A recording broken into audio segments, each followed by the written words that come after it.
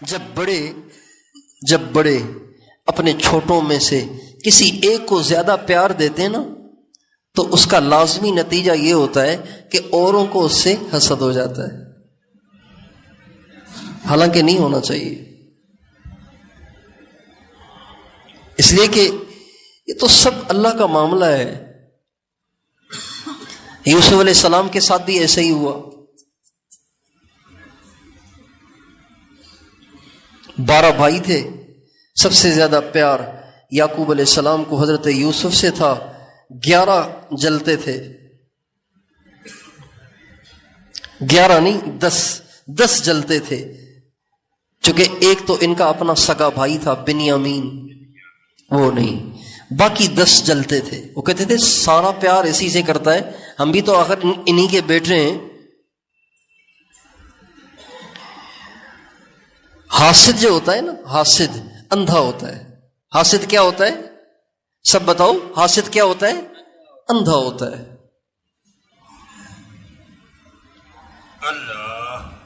اس کو اپنے سے آگے نکل جانے والے کی کوالٹی نظر نہیں آتی، اس لیے اعتراض پیدا ہوتا ہے۔ کہتا ہے یہ بھی تو میرے جیسا ہے۔ بھئی آپ جیسا کیسے ہے؟ اگر آپ جیسا ہوتا تو حالات بھی آپ جیسے ہوتے۔ آخر اللہ نے اس کو آپ سے آگے بڑھایا ہے تو کوئی بات تو ہے نا۔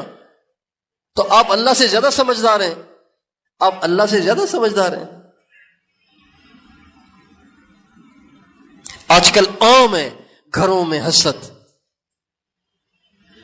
گھروں میں عام حسد ہے، اور یہ عورتوں میں تو اتنا حسد ہے کہ توبہ۔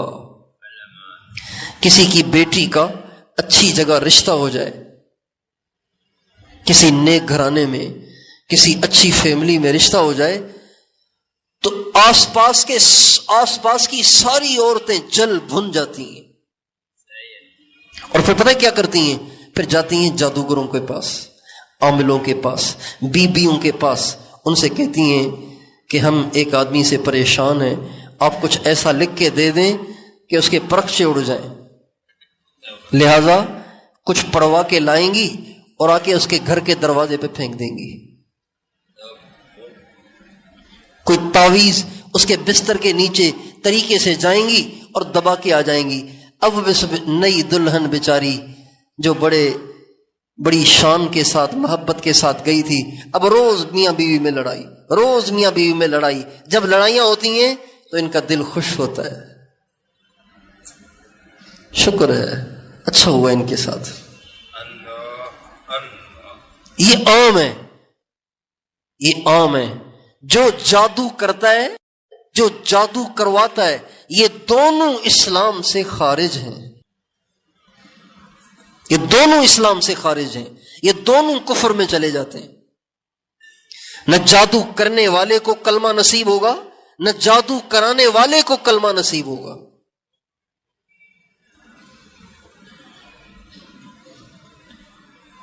جادو کرنے والے کو کلمہ نصیب نہیں ہوگا، جادو کرانے والے کو بھی کلمہ نصیب نہیں ہوگا۔ اوروں کے گھر اجاڑنے کے لیے، اپنے نفس کو خوش کرنے کے لیے کتنے لوگ ہیں جو اپنے ایمان کو داؤ پہ لگا رہے ہیں۔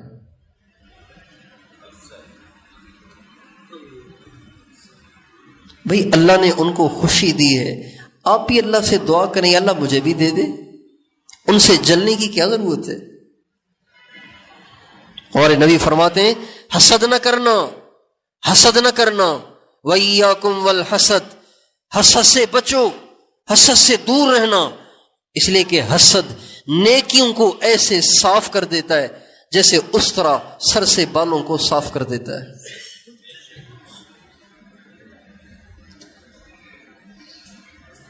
اور گھروں میں ساس بہو میں جو لڑائی ہوتی ہے نا، ساس بہو میں جو لڑائی ہوتی ہے اس کی بھی اصل وجہ حسد ہوتی ہے۔ چونکہ ایک بیٹا پہلے سارا دن ماں کے ساتھ اٹیچ رہتا تھا، اب اس نے شادی کر لی، لامالا آخر کچھ ٹائم تو بیوی کو بھی دے گا نا۔ اب ماں کہتی ہے پہلے تو میرے سے ایسے پیش آتا تھا، جب بھی کچھ لاتا تھا آ کے میرے قدموں میں ڈال دیتا تھا، اب میرے لیے الگ شاپر لاتا ہے، ایک شاپر مجھے دکھاتا بھی نہیں اندر لے جاتا ہے۔ اب حسد، اب کیا ہوتا ہے؟ اب خاوند تو چلا گیا دفتر، خاوند تو چلا گیا دکان پہ، خاوند تو چلا گیا مزدوری کے لیے، جب واپس آیا تو آ کے بیٹھ جائے گی اور کہے گی تیری بیوی میں تو سمجھی تھی بڑی نیک ہے، اور ہم تو اس کو عالمہ سمجھ کے لائے تھے، ہم تو اس کو فاضلہ سمجھ کے لائے تھے، ہم تو اس کو حافظہ سمجھ کے لائے تھے، ہم تو اس کو بڑی اللہ والی سمجھ کے لائے تھے، یہ تو بڑی نکمی نکلی، بڑی نکھٹو نکلی، یہ سارے برتن میں نے دھوئے، اس نے ہاتھ نہیں لگایا، اور وہ بیٹھی ہوئی ہے اندر، اس کو پتہ ہی نہیں ہے۔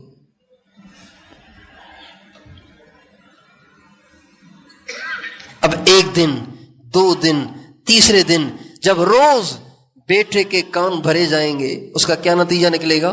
اس کا نتیجہ یہی نکلے گا کہ بیٹا اٹھائے گا ڈنڈا اور کرے گا پٹائی دوسرے کی بیٹی کی، جس کو عزت سے لائے تھے، بارات لے کے گئے تھے لانے کے لیے، اب اس کی پٹائی ہو رہی ہے۔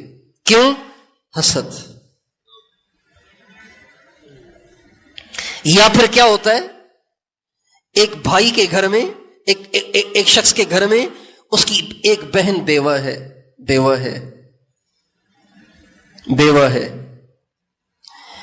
اب اس کا خرچہ بھی اس نے اٹھانا ہے، اس کے بچوں کے لیے بھی سامان اسی نے لانا ہے۔ اب بیوی سوچتی ہے خاوند میرا اپنا سب کچھ چھوڑ چھاڑ کے آئی میں اس کے لیے، اور یہ اس کو بھی دیتا ہے، بھئی اس کو کیوں دیتا ہے؟